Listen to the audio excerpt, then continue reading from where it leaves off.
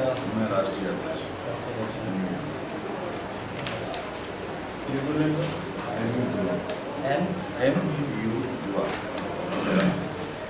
गला फसल का गला मेरे में गला 4 दिन से बड़े काम किया और करवाया।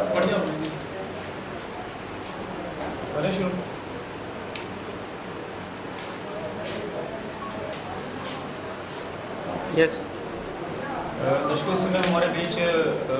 दुआ साहब बैठे हैं और ये अखिल भारतीय मानवाधिकार जो संगठन है उसके अध्यक्ष हैं, राष्ट्रीय अध्यक्ष हैं उसके।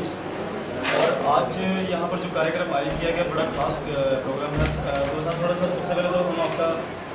जैन साहिब में स्वागत करते हैं।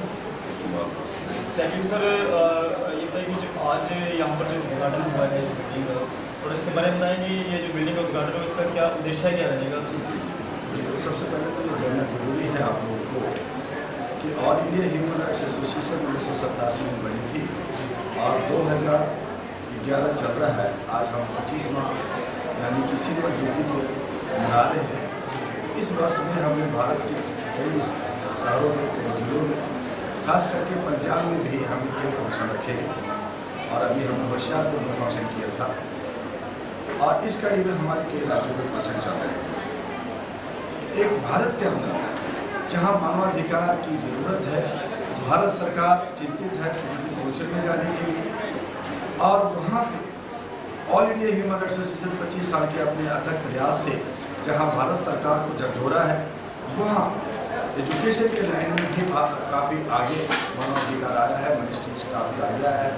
अब ज़रूरत है कि जहाँ जहाँ शोषण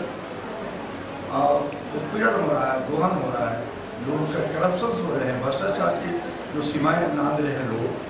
वहाँ पे लोगों को बताने की ज़रूरत है कि भाई एक इंसानियत भी कोई चीज़ होता है, मानवाधिकार भी कोई चीज़ होता है, उसकी अपने अधिकार होते हैं, उसके मौलिक अधिकार हैं, उसे जीने और मरने और रहने और बोलने का उन्हें अधिकार है, उसे छीनो नहीं। उसके लिए ज़रूरी है कि उन भाइयों को जो हम पे अत्याचार करते उन्हें ट्रेनिंग दी जाए, उन्हें शिक्षा दी जाए और उसकी ज़रूरत है कि भारत के अंदर मानवाधिकार के लिए एक ट्रेनिंग सेंटर हो। तो all India human rights association Bharat में पहली बार एक ऐसे सेंटर्स का आज उद्घाटन कर रही है जहां पे न सिर्फ अपने मेंबरों को ट्रेनिंग देगा बल्कि उन सभी पुलिस ऑफिसर या पदाधिकारी या उन गैर लोगों को जो मानवाधिकार को सही ढंग से नहीं समझते उन्हें बुलाकर, उन्हें इनवाइट कर, उन्हें किसी तरह से प्रशासन से परमिशन लेकर के उन्हें ट्रेनिंग देगी और साथ साथ जो दूर दूर से लोग आएंगे वो एक रात ठहर सके, 2 रात ठहर सके, उनके लिए रेस्ट हाउस भी मिलेगा उन्हें कि वो रेस्ट भी ले सकेंगे और ट्रेनिंग भी ले सकेंगे। तो इस तरह से ये U137 सकरपुर लक्ष्मी नगर के अंदर भारत में पहली बार रेस्ट हाउस का training centre on human rights पे हम आज उद्घाटन अपने बुजुर्गों के साथ, अपने दोस्तों के साथ, अपने मेंबर, हमारे ह्यूमन राइट्स के जो मेंबर्स हैं, हमारे जो पदाधिकारी हैं, उनके साथ हम आज इसका उद्घाटन कर रहे हैं, इसका एक शुरुआत कर रहे हैं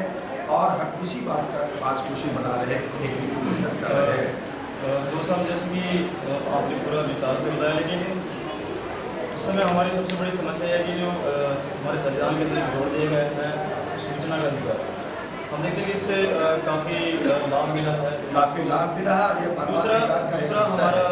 जो एक माइनस पॉइंट है वो ये है कि कहीं ना कहीं हम शिक्षा के अभाव से या जागरूकता के अभाव से इस अधिकार को पूरी तरह से हम प्रयोग नहीं कर पा रहे हैं। बिल्कुल सही कहा। अगर अभी हमारे पास अभी जस्टिस फखरुद्दीन साहब आ रहे हैं रास्ते में, जस्टिस एस कुरैशी साहब भी आ रहे हैं, तो ये सब भी आपसे बात करेंगे। लेकिन मैं आपको ये बताना चाहूँगा कि भारत के अंदर हमारी जो सबसे ज़्यादा कमी है वो अवेयरनेस की कमी है। लोग जागरूक नहीं हैं। बहुत सारे कानून हैं, बहुत सारे एक्ट हैं जिसका जनता को मालूम नहीं है कि संविधान के अंदर ये हमारे फ़ायदे के लिए है। तो वो all India human rights association जगह जगह यूनिट्स बना करके, सेंटर्स बना करके, जिले का, प्रखंड का, तालुका का बना करके हम उसके फंक्शंस करेंगे, उसको हम कैंप करते हैं और उसके लिए एक कदम आगे बढ़ाया है कि हमारे पास एक ठोस सेंटर्स हो। उसकी शुरुआत हमने दिल्ली में आप किया है और ये शुरुआत मात्र है नहीं है बल्कि एक आगाज है, क्योंकि आगे हमें चलना है भारत में कई शहरों को इसी तरह के सेंटर्स को खोलना है जहाँ पे मानवाधिकार की ट्रेनिंग और रेस्ट हाउस की वकालत होगी। और हम उस तरह से पहल करेंगे कि जो आज हम रोड पे या सड़कों पे या धरना दे करके हम जो अधिकार मांगते हैं उसे हम संवैधानिक तरीके से सोच समझ करके अवेयरनेस दे करके हम हासिल करेंगे। तो सबसे बड़ी बात है कि जैसे आपने बताया कि पूरी तरह से जो संगठन है वो अपना कार्य करेगा, पिछले काफ़ी समय से कर 25 वर्षों से काम कर जी। दूसरी एक छोटी सी समस्या यह थी कि जैसे आप राज्य स्तर पे इस समय जो आपने इकाई गठित की है और उसके बाद जिला इकाइयाँ भी आप आहिस्ता आहिस्ता गठित कर लें, तो उसमें जो भी पदाधिकारी या सदस्य आप उसमें जोड़ते हैं तो उसमें किस तरह का क्राइटेरिया क्या रहता है, किस तरह से सुनिश्चित किया जाता है कि कोई ये मानवाधिकार है, मनुष्य के अधिकार और उसकी अमन और शांति की बात हम करते हैं तो उसमें कोई क्वालिफिकेशन नहीं होता। जिनकी इच्छा होती है, स्वेच्छा होता है, वो जुड़ते हैं और वो आगे बढ़ते हैं। हम ये देखें कहीं कहीं चलते पावर मिल जाती है ना, किसी बैनर के तले आके इंसान कोई काम करता है तो कहीं ना कहीं सभी की बात नहीं है, लेकिन कहीं ना कहीं ये लगता है कि उसका दुरुपयोग भी हो सकता है। जी हाँ, तो उसमें किस तरह से आप उसको all India human rights association आज यूनाइटेड नेशन से जुड़ा हुआ है, हमारे भारत सरकार से जुड़ा हुआ है, कई राज्यों की अथॉरिटी के साथ जुड़ा हुआ है। कई जगह हम लोगों ने 2004 में काफ़ी अवेयरनेस किया, 2006 में पूरे भारत और 7 कंट्री में हमने किया। तो ये होता है, लेकिन जो इस समाज के अंदर बहुत सारे जो बैड एलिमेंट्स हैं वो किसी न किसी रूप में हर जगह, चाहे सरकार हो, चाहे गैर सरकार हो, चाहे वो संगठन हो, चाहे वो और भी बिजनेस हो, वहाँ पे वो इन्वॉल्व हो जाते हैं। लेकिन सच्चा सच होता है और सच की जीत थोड़ी देर से सही, लेकिन जीत हमेशा सच की होती है। तो सर मेरा जो आपसे एक आखिरी सवाल है और ये बड़ा अहम सवाल है क्योंकि आपने बहुत अच्छी जानकारी दी, लेकिन इसके साथ साथ हम देखते हैं कि जो इस समय मुद्दा चल रहा है वो भ्रष्टाचार का है। पिछले दिनों अन्ना हजारे जी ने जो इतना बड़ा काम किया है, पूरे देश के अंदर ये लहर जो दूर पड़ी है उसमें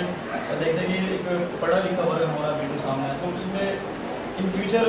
आपके संगठन का क्या उसमें किरदार है? अन्ना हजारे साहब हमारे बड़े भाई ताऊ जी के रूप में हैं, हम उनका सम्मान किया है। जब वो अन्ना हजारे साहब को यहाँ दिल्ली में लाया गया, बुलाया गया, तो उसमें अरविंद केजरीवाल और शशि भूषण जी और स्वामी अग्निवेश जी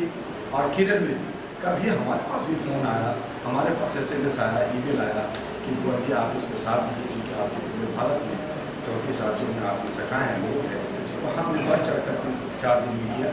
अन्ना हजारे जी ने एक पहल किया और भारत के हर जवान, हर लोग के लोग उनको 50,000 60,000 लोगों ने जनता मंत्र पे भ्रष्टाचार के खिलाफ आवाज़ दिया।